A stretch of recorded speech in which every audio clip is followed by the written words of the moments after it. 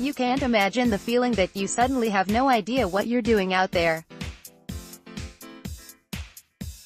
You have no business being out there performing that way. As a major leaguer, Steve Blass gave this quote to the New Yorker's Roger Angell in 1975, after he'd mysteriously lost his ability to pitch, but before this loss of ability had been pathologized as a disease bearing his name. But, of course, you're not supposed to compare a player to Steve Blass. To invoke Steve Blass disease is to suggest that a player's bad week or bad month or bad year is not just struggle but failure. Moreover, it's to suggest this failure is fatal. It's not a comparison. It's a diagnosis. So, then, you cannot fairly tie all of this to Chris Davis. You cannot fairly tie it to anyone. And, yet, if you have been watching Davis, watching him string together the longest hitless streak in baseball history, watching him exit one of the worst seasons in recent record, only to enter one that looks even worse, watching him strike out and strike out and strike out, it is hard not to remember Steve Blass's struggle. Watching Chris Davis has felt like watching a player who has become truly, unequivocally, pathologically lost.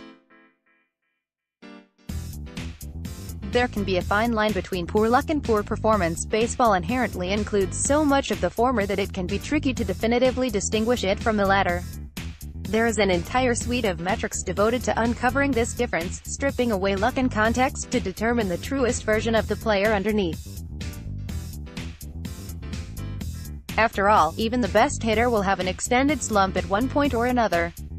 It's often just noise. But Davis's recent performance has seemed very much like a signal. It does not feel like there is very much to peel away. It feels like this is the truest version of the player, right now, at least. What can be underneath the longest hitless streak in history? Davis's 45th, 46th, 47th, 48th and 49th consecutive hitless at-bats came on Monday night, in the form of 3 lineouts and 2 strikeouts, during Baltimore's 12-4 win over Oakland.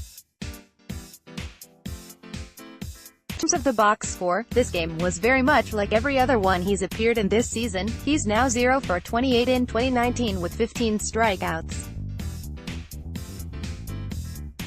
In terms of the reception, though, it was something different.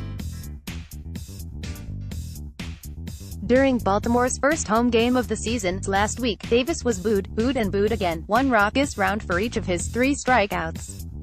When he was lifted in the 8th inning, his replacement received a hearty cycle of cheers, simply for stepping in the box as someone other than Davis. On Monday, however, Davis was met with applause for each of his plate appearances, including a standing ovation for his final one of the night. You could read this as encouraging. He was breaking a record, after all, and clapping tends to be standard practice there.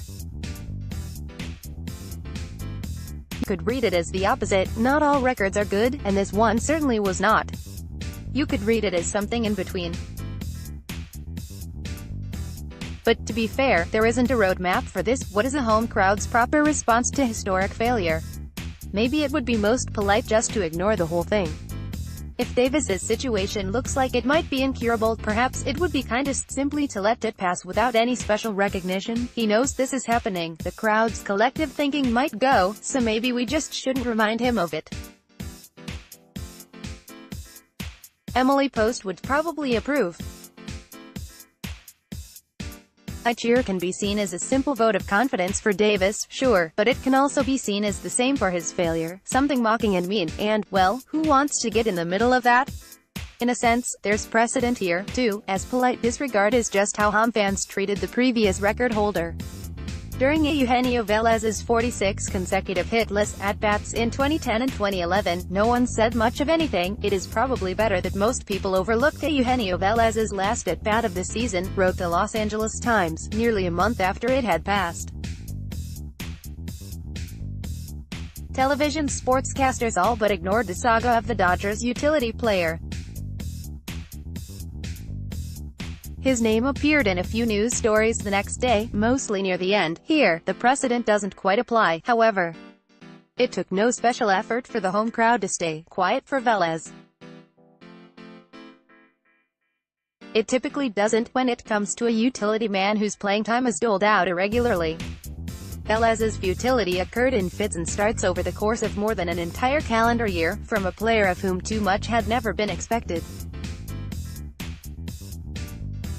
Davis, of course, is different. He's a former All-Star, Silver Slugger, two-time home run champion and two-time MVP candidate. He's the team's highest-paid player, a $161 million man. And he is, for now, the team's starting first baseman. There's expectation saddled to each of those titles. None so much and so fiercely as the money. The result is a player impossible to ignore, even as it feels as if it might be kinder to everyone involved. Davis's struggle is not a statistical tidbit, it's an experience, and it looks like hell. So, do you boo? Do you cheer? Blass told Angell of at least 17 theories about his collapse: physical, mental, mechanical, emotional.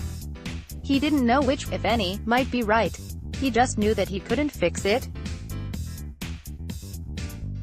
Once this was evident, he wasn't booed, and he wasn't cheered, but he wasn't exactly ignored, either, Angell noted. Sometimes, of course, what is happening on the field seems to speak to something deeper within us. We stop cheering and look on in uneasy silence, for the man out there is no longer just another great athlete, an idealized hero, but only a man, only ourself. It's not exactly a comfortable reception, but it might be the only one that works.